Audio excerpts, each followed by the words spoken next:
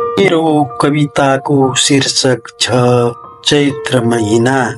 आयौ नि चैत्र महिना, नयाँ रूप ल्यायो त्यो सूर्यको किरणले कडा राप दियो। शीतल हावा सरर लहरै भिजायो, लामो नि दिन लघु रात महिना रेस ल्यायो। उमङ्ग आयो नि यता हरियाली छाई, रुखका भागाहरूतिर पारुवा पलाए।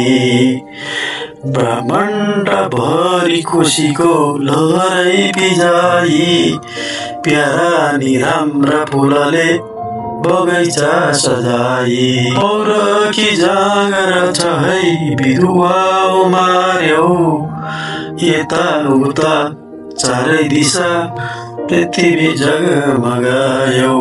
पशु र पन्छीहरूले आँगनै भरायो, आउँदो हर्ष दिनको झलको मेटायो।